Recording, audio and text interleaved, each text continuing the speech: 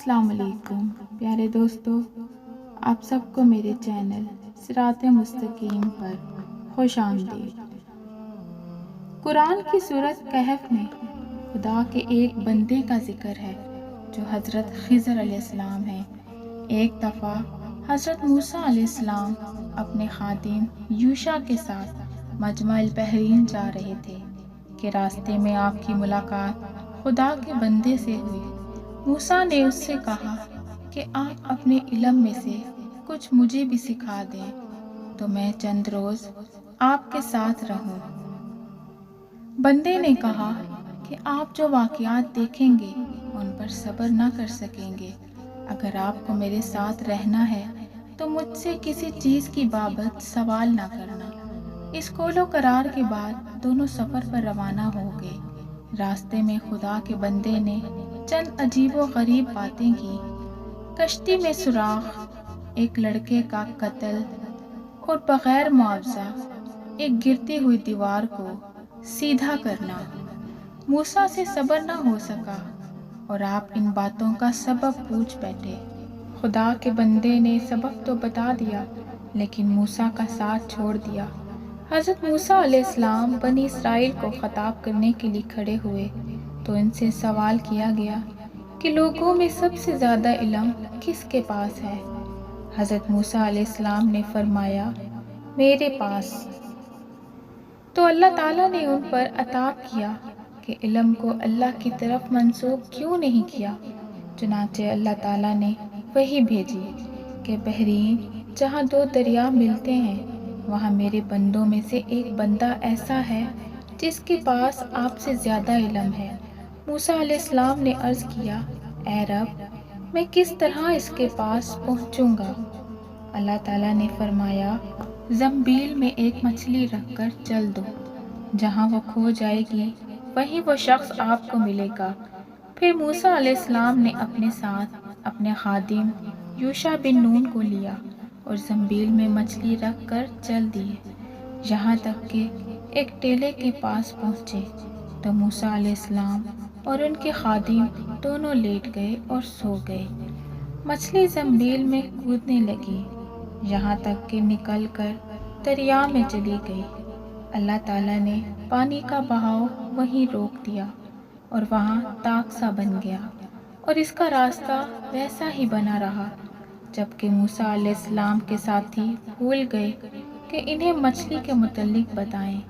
सुबह हुई तो मूसा अलैहिस्सलाम ने अपने साथी से खाना तलब किया और फरमाया कि इस सफ़र में हमें बहुत थकन हुई है।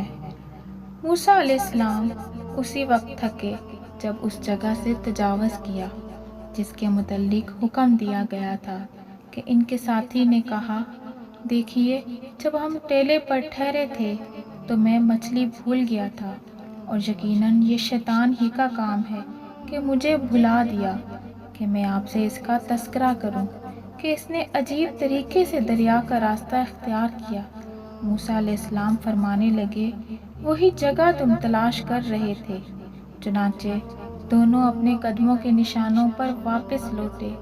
वो दोनों अपने कदमों के निशानात पर चलते चलते चट्टान के पास पहुँचे तो एक आदमी को देखा कि वो चादर से अपने आप को ढांके हुए है। हज़रत मूसा अलैहिस्सलाम ने इन्हें सलाम किया।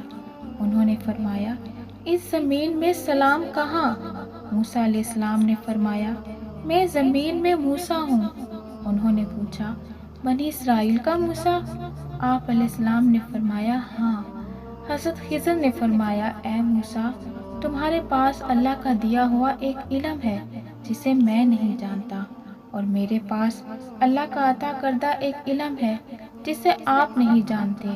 हज़रत मूसा अलैहिस्सलाम ने फरमाया, क्या मैं इस शर्त पर आपके पीछे चलूं कि आप मेरी रहनुमाई फरमाते हुए मुझे वो बात सिखाएं जो अल्लाह ताला ने आपको सिखाई। हज़रत खिज़र ने फरमाया, आप सब्र नहीं कर सकेंगे और इस चीज़ पर कैसे सब्र कर सकेंगे जिसका आपकी अकल ने अहाता नहीं किया। हज़रत मूसा अलैहिस्सलाम ने फरमाया, अनकरीब आप मुझे सब्र करने वाला पाएंगे और मैं आपकी हुक्म अदूली नहीं करूँगा। हज़रत खिज़र ने फरमाया, اگر میری پیروی کرنا ہی چاہتے ہو تو جب تک کوئی بات میں خود نہ بیان کروں آپ مجھے نہیں پوچھیں گے۔ حضرت موسیٰ علیہ السلام نے فرمایا ٹھیک ہے۔ پھر حضرت موسیٰ علیہ السلام اور حضرت خضر دونوں ساحل پر چلنے لگے کہ ایک کشتی ان کے پاس سے گزری۔ انہوں نے کہا کہ ہمیں بھی سوار کر لو۔ انہوں نے حضرت خضر علیہ السلام کو پہچان لیا اور بغیر کرائے کے دونوں کو بٹھا لیا۔ حضرت خضر علیہ السلام نے اس کشتی کا تختہ اکھاڑ دیا۔ حضرت موسیٰ بول پڑے کہ آپ نے کشتی کو توڑ دیا تاکہ اس کشتی والے غرق ہو جائیں۔ آپ نے بڑا عجیب کام کیا ہے۔ حضرت خضر علیہ السلام نے فرمایا اے موسیٰ، کیا میں نے تمہیں نہیں کہا تھا کہ تم میرے ساتھ صبر نہیں کر سکو گے؟ حضرت موسیٰ نے فرمایا جو بات میں بھول گیا ہوں آپ اس پر میرا مواخذہ نہ کریں اور مجھے تنگی میں نہ ڈالیں۔ پھر وہ کشتی پر سے اتر کر ابھی ساحل پر چل رہے تھے کہ ایک بچہ بچوں کے ساتھ کھیل رہا تھا۔ حضرت خضر علیہ السلام نے اس کا سر پکڑا اور اسے ہاتھ سے جھٹکا دے کر قتل کر دیا۔ موسیٰ علیہ السلام کہنے لگے کہ آپ نے ایک بے گناہ کو قتل کر دیا ہے، آپ نے بڑی بے جا حرکت کی۔ وہ کہنے لگے کہ میں نے کہا تھا آپ میرے ساتھ صبر نہیں کر سکتے۔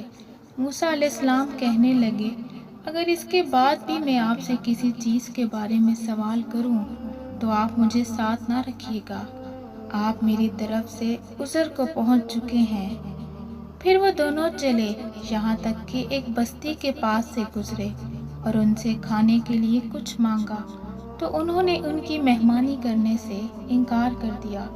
اتنے میں وہاں انہیں ایک دیوار ملی جو گرنے کے قریب تھی، تو حضرت خضر علیہ السلام نے اس دیوار کو سیدھا کھڑا کر دیا۔ موسیٰ علیہ السلام کہنے لگے کہ ہم ان لوگوں کے پاس آئے تو انہوں نے ہماری ضیافت تک نہیں کی اور ہمیں کھانا کھلانے سے بھی انکار کر دیا۔ اگر آپ چاہتے تو اس کام کی اجرت لے سکتے تھے۔ حضرت خضر علیہ السلام نے فرمایا کہ بس اب یہ وقت ہماری اور آپ کی جدائی کا ہے۔ میں آپ کو ان چیزوں کی حقیقت بتا دیتا ہوں کہ جن پر آپ صبر نہیں کر سکے۔ اور حضرت خضر علیہ السلام حضرت موسیٰ علیہ السلام کا کپڑا پکڑ کر فرمایا کہ میں اب آپ کو ان کاموں کا راز بتاتا ہوں کہ جن پر تم صبر نہ کر سکے۔ کشتی تو ان مسکینوں کی تھی جو سمندر میں مزدوری کرتے تھے، اور ان کے آگے ایک بادشاہ تھا جو ظلماً کشتیوں کو چھین لیتا تھا۔ تو میں نے چاہا کہ میں اس کشتی کو عیب دار کر دوں تاکہ جب وہ کشتی چھیننے والا آئے تو اس نے کشتی کو عیب دار سمجھ کر چھوڑ دیا، اور وہ کشتی آگے بڑھ گئی اور کشتی والوں نے ایک لکڑی لگا کر اسے درست کر لیا۔ اور وہ لڑکا جسے میں نے قتل کیا فطرتاً کافر تھا، اس کے ماں باپ اس سے بڑا پیار کرتے تھے، تو جب وہ بڑا ہوا تو وہ اپنے ماں باپ کو بھی سرکشی میں پھنسا دیتا۔ تو ہم نے چاہا کہ اللہ تعالیٰ ان کو اس لڑکے کے بدلے میں دوسرا لڑکا عطا فرما دے کہ جو اس سے بہتر ہو۔ اور وہ دیوار جسے میں نے درست کیا وہ 2 یتیم لڑکوں کی تھی جس کے نیچے خزانہ تھا۔ نبی اکرم صلی اللہ علیہ وآلہ وسلم نے فرمایا ہماری چاہت تھی کہ موسیٰ علیہ السلام کچھ دیر اور صبر کرتے تاکہ ہمیں ان کی عجیب و غریب خبریں سننے کو ملتی۔ پھر نبی اکرم صلی اللہ علیہ وآلہ وسلم نے فرمایا کہ موسیٰ نے پہلا سوال تو بھول کر کیا تھا۔ پھر ایک چڑیا آئی جس نے کشتی کے کنارے پر بیٹھ کر دریا میں اپنی چونچ ڈبوئی۔ پھر حضرت خضر علیہ السلام نے موسیٰ علیہ السلام سے فرمایا میرے اور آپ کے علم نے اللہ کے علم میں سے صرف اسی قدر کم کیا جتنا اس چڑیا نے دریا سے۔ یہ واقعہ اس زمانے کا ہے جب حضرت موسیٰ علیہ السلام کی قوم فرعون کی غلامی میں بدترین مظالم کا شکار تھی۔ ایمان لانے والے ستائے جا رہے تھے اور فرعون اور اس کے ظالم ساتھی ہر طرح کی دینوی فراخی اور کامیابی حاصل کیے ہوئے تھے۔ چنانچہ اللہ تعالیٰ نے حضرت موسیٰ کو ایک سفر پر بھیجا۔ ان کے ساتھ ان کے ایک نائب یوشع بن نون بھی تھے۔ جو کہ بعد میں ان کے خلیفہ اور پیغمبر بنے۔ ان کی ملاقات اللہ کے ایک خصوصی بندے جن کا نام خضر بیان کیا جاتا ہے سے ہوئی۔ ان کے ساتھ حضرت موسیٰ کا سفر شروع ہوا تو 3 واقعات پے در پے ایسے پیش آئے جن کی کوئی ظاہری توجیہ ممکن نہیں تھی۔ پہلا یہ کہ حضرت خضر انہیں لے کر ایک کشتی پر سوار ہوئے اور اس کشتی میں بلا وجہ سوراخ کر دیا۔ کسی کو یوں مالی نقصان پہنچانا ایک بڑی معیوب حرکت تھی۔ اس سے زیادہ معیوب حرکت انہوں نے آگے چل کر یوں کی کہ ایک لڑکے کو بلا وجہ مار ڈالا۔ اچھوں کے ساتھ برا کرنے کے بعد انہوں نے تیسرا کام یہ کیا کہ بروں کے ساتھ بڑی بھلائی کر دی۔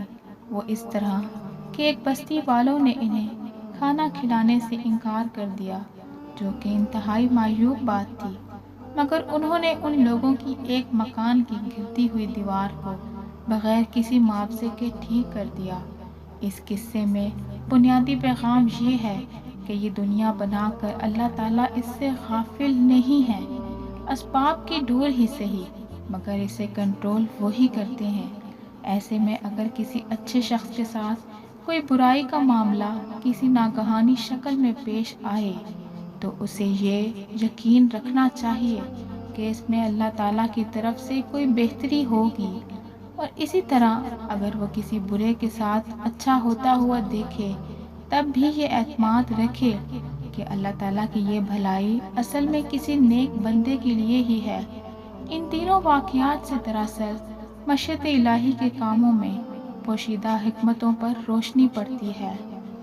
پہلا کام یہ تھا کہ کشتی والوں نے سیدنا موسیٰ اور سیدنا خضر دونوں کو پردیسی سمجھ کر ان سے کرایہ نہیں لیا اور کشتی میں سوار کر لیا، جس کے صلے میں سیدنا خضر نے ایسا کام کیا جو بظاہر غلط معلوم ہوتا تھا، لیکن حقیقت میں سیدنا خضر نے ان سے بہت بڑی خیر خواہی کی اور ان کے احسان کا اس طرح بدلہ چکایا کہ انہیں بہت بڑے نقصان سے بچا لیا۔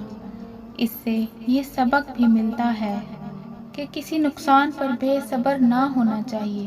اللہ ہی بہتر جانتا ہے کہ اس نقصان میں بھی اللہ نے اس کے لیے کون سے اور کتنے بڑے فائدے کو پوشیدہ رکھا ہوا ہے۔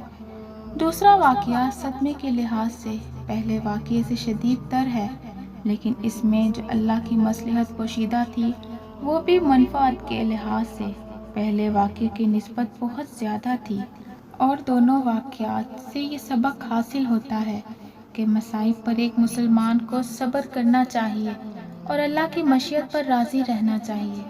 اس کا فائدہ یہ ہوگا کہ جتنی مصیبت پر صبر کیا تھا اسی کے مطابق اللہ اس کا اجر اور نعم البدل عطا فرماتا ہے۔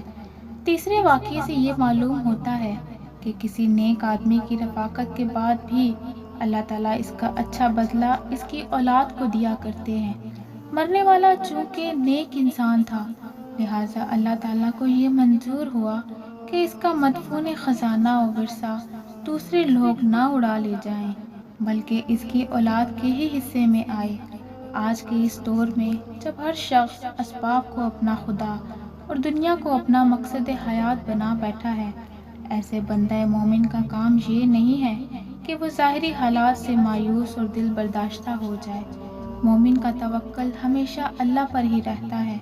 وہ اسباب سے اوپر اٹھ کر مسبب الاسباب میں جیتا ہے، چنانچہ وہ ہر چیز کے پیچھے خیر ہی دیکھتا ہے، چاہے بظاہر اسے اس میں کوئی چیز بری نظر آ رہی ہو۔